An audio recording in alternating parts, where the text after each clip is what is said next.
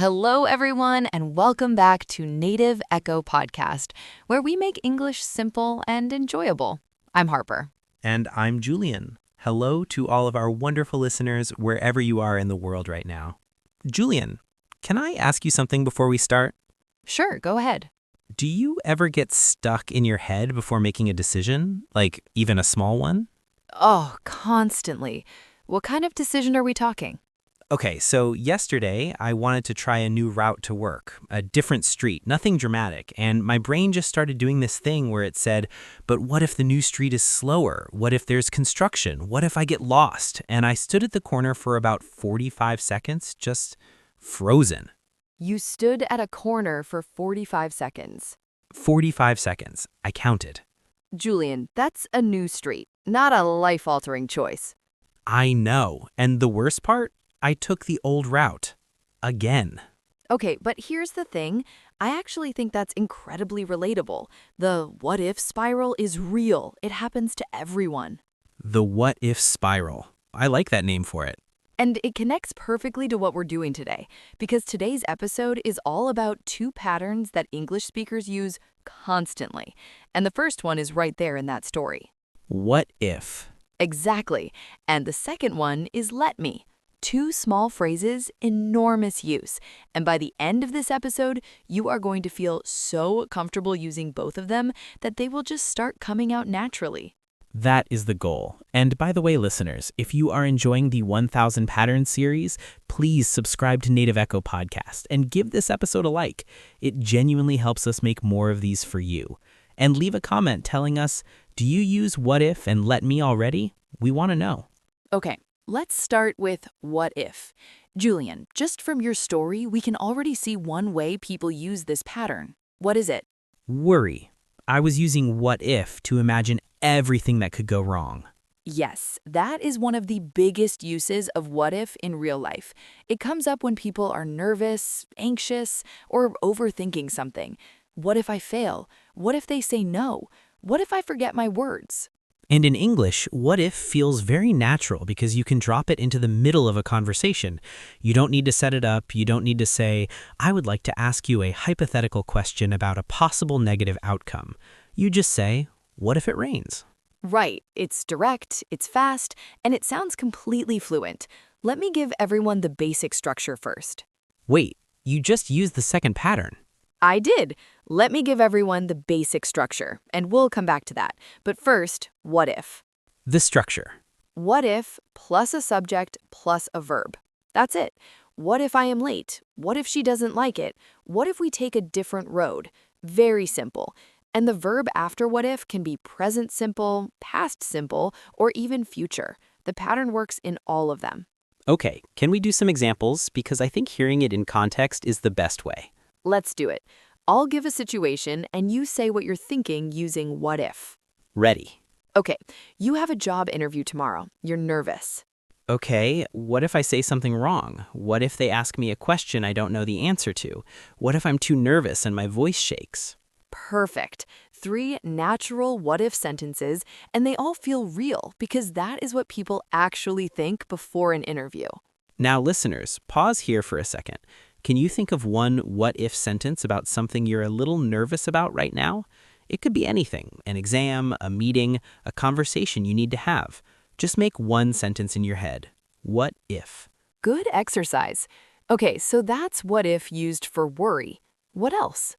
This is where it gets really interesting. What if also works for suggestions, and this is a very soft, polite way to suggest something.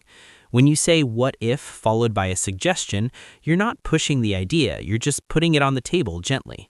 So instead of saying, we should do this, you say, what if we did this?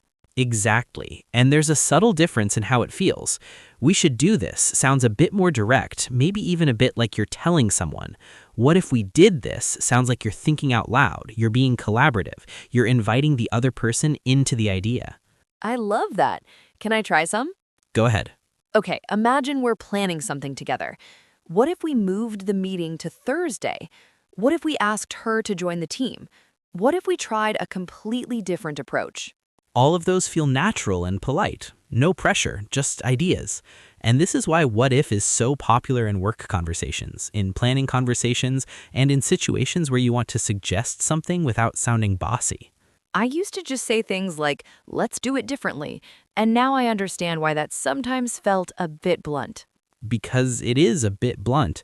What if we do it differently is softer, more collaborative. Okay, and there's a third use, right? Yes, imagination and hypothetical situations. This is the fun one. This is when you use what if to think about things that aren't real, or things that might happen in the future, or just things you're curious about. Like, what if we could fly? Exactly. What if we could fly? What if money didn't exist? What if you could live anywhere in the world? These are hypothetical. They're not real situations. They're just ideas, dreams, curiosity. And in casual conversation, people use this all the time. You're sitting with friends and someone just says, what if we just quit everything and moved to a small town by the sea? And everyone gets quiet for a second because they're all actually considering it. Every single time. What if is also great for creative thinking. In work, in a brainstorm, what if we changed the color of the packaging? What if we launched in a completely different market? What if the customer could customize everything? It opens up thinking. It doesn't close it. That's exactly right. What if invites possibilities. It's almost like a door-opening phrase. You say it and suddenly new ideas can come in. Okay, now I want to do a challenge with our listeners. Harper, ask me something and I'll answer using what if. And listeners, you try at the same time. Ready? Ready. Harper, you're thinking about starting a small online business. What's going through your mind? Okay, well, what if nobody buys anything? What if the idea already exists and somebody's doing it better? But also, what if it actually works? What if 1 year from now this becomes my main source of income? What if I don't even try and I always wonder what could have happened? I love that you used it for both the worry side and the hopeful side. Because both exist, the anxious what ifs and the excited what ifs. And knowing that the phrase works for both is really useful. Listeners, write one of your what-if sentences in the comments. An anxious one, an excited one, a creative one, any type. We want to see them. Okay, quick recap on what if before we move to let me. What if is used for three main things: worry and anxiety, suggestions and polite ideas, and imagination and hypothetical thinking. The structure is simple. What if plus subject plus verb, and it can be used in formal situations, casual conversations, brainstorming sessions, and even just quiet thoughts to yourself. Which brings us to let me. Which brings us to let me. And Julian, this one I think is even more practical in daily life because you use it in real time while things are happening. Okay, explain it to me. Actually, wait, let me guess first.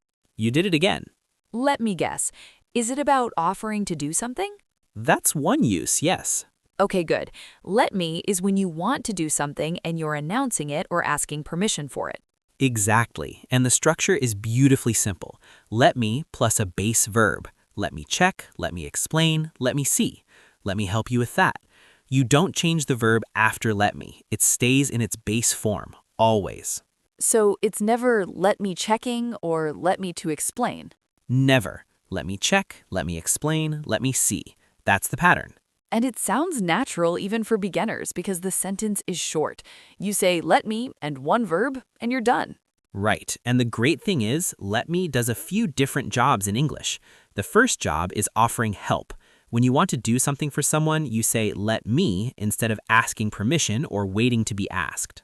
Like a waiter who comes over and says, let me get that for you. Exactly. Let me get that for you. Let me carry your bag. Let me show you how to do it. These are all offers. They sound helpful, warm, and natural. And in work situations? Incredibly useful in work situations. Let me send you the file. Let me check with my manager. Let me put together a quick summary and send it over. You use it to take action, to move things forward, to be helpful and organized. I feel like this also shows confidence. When you say, let me do something, you're not asking if it's okay 5 times. You're just stepping up and saying, here, I'll handle this. That's a really good point. It's assertive but not aggressive. It's confident but not demanding. Let me is a very balanced phrase. Okay, third job. Let me is used when you're thinking out loud, when you need a moment to process or figure something out. Oh, this is the one I use all the time in conversations, when someone asks me something hard and I need a second. What do you say? Let me think about that. Let me see.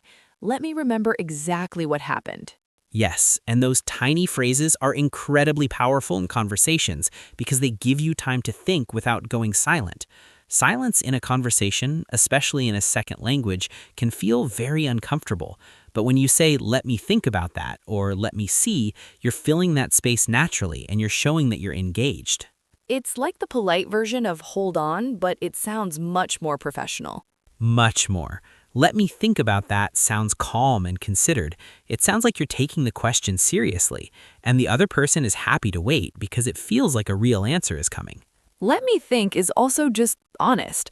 I actually do need a second sometimes. We all do, and English gives you this perfect little phrase for exactly that moment. Okay, third job? Third job, asking for permission or space to do something. This one is softer. You're not demanding anything, you're gently